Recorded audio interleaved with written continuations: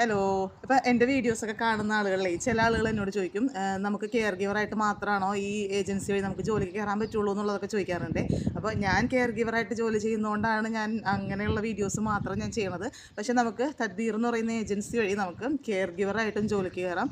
അതുപോലെ തന്നെ ഹൗസ് മെയ്ഡായിട്ടും അല്ലെങ്കിൽ ബേബി സിറ്റിങ്ങിനും നമുക്ക് ജോലിക്ക് അപ്ലൈ ചെയ്യാം കേട്ടോ. അപ്പോൾ ബാക്കി ഞാൻ പറഞ്ഞ പോലെ തന്നെയാണ്, ഞാൻ കെയർ ഗിവറായിട്ട് വരുമ്പോൾ നമുക്ക് എന്തെല്ലാം ചെയ്യണോ അതുപോലെ തന്നെയാണ് കാര്യങ്ങൾ. നമ്മളുടെ വിസ അല്ലെങ്കിൽ നമ്മളുടെ ഫുഡ് അക്കോമഡേഷൻ കാര്യങ്ങളൊക്കെ നമ്മുടെ സ്പോൺസർ തന്നെയാണ് തരുന്നത്. ഡ്യൂട്ടി ടൈം ഉണ്ടാവും നമുക്കും, അല്ലെങ്കിൽ ഇതുപോലെ ജോലി ചെയ്യുന്ന എല്ലാ ആളുകൾക്കും എഗ്രിമെൻ്റ് ഉണ്ടാകും സ്പോൺസറും ഏജൻസിയും തമ്മിൽ. അപ്പോൾ അതുകൊണ്ട് നമ്മൾ സേഫാണ്. കമ്പാരിറ്റീവ്ലി നമ്മൾ നേരെ ഒരു വീട്ടിലോട്ട് പോകുന്നതിനേക്കാൾ സേഫാണ്. നമുക്ക് എന്ത് പ്രോബ്ലം ഉണ്ടെങ്കിലും നമുക്ക് ഏജൻസിയുമായിട്ടൊക്കെ കോൺടാക്ട് ചെയ്യാം. അപ്പോൾ നമുക്ക് ഈ 3 കാറ്റഗറിയിൽ നമുക്ക് ജോലി ചെയ്യാം കേട്ടോ. പിന്നെ എന്താ പറയുക, സാലറിയുടെ കാര്യത്തിലാണ് നല്ല വ്യത്യാസം വരുന്നത്. ഇപ്പോൾ നമ്മളൊരു കെയർ ഗിവറായിട്ടാണ് ജോലിക്ക് കയറണമെങ്കിൽ സ്റ്റാർട്ടിങ് തന്നെ നമുക്ക് 1800 ദിറംസാണ്. 1800 എന്ന് പറഞ്ഞാൽ നമുക്ക് 2000 ദിറംസൊക്കെയാണ് നമുക്ക് ആദ്യം നമ്മൾ കയറുന്ന സമയത്ത് നമുക്ക് കിട്ടുക. അപ്പോൾ ഭാഷയൊന്നും വലിയ പിടിയില്ലെങ്കിലും ഇംഗ്ലീഷൊക്കെ ബേസിക്കായിട്ട് അറിയണം കേട്ടോ.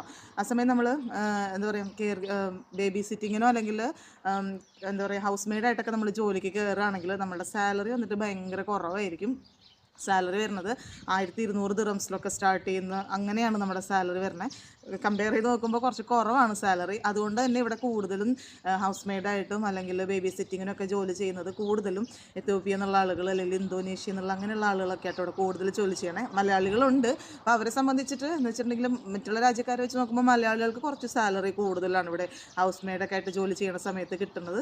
അപ്പോൾ ഞാനിതിലൊരു ക്ലാരിറ്റി തരാൻ വേണ്ടിയിട്ട് വന്നതാണ്. കാരണം കൂടുതൽ ആളുകൾ വിചാരിച്ചിരിക്കുന്നുണ്ടാവും എൻ്റെ വീഡിയോസ് കാണുന്നതുകൊണ്ട് ഈ ഏജൻസി വഴി നമുക്ക് കെയർ ഗിവറായിട്ട് മാത്രം അപ്ലൈ ചെയ്യാൻ പറ്റുള്ളൂ എന്നുള്ളത്. അങ്ങനെയല്ല, ഞാൻ ആ ജോലി ചെയ്യുന്നതുകൊണ്ട് മാത്രമാണ് ഞാൻ അതിനെക്കുറിച്ച് കൂടുതൽ പറയുന്നത്.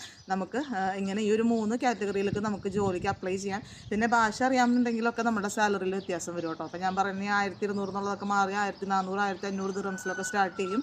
അപ്പോൾ അങ്ങനെയാണ് കാര്യങ്ങൾ. ഇനി കൂടുതൽ എന്തെങ്കിലുമൊക്കെ അറിയണമെന്നുണ്ടെങ്കിൽ കമൻറ്റ് ചെയ്ത് ചോദിച്ചു കഴിഞ്ഞാൽ എനിക്കറിയാവുന്ന കാര്യങ്ങളും കൂടെ ഞാൻ ഷെയർ ചെയ്യാം കേട്ടോ.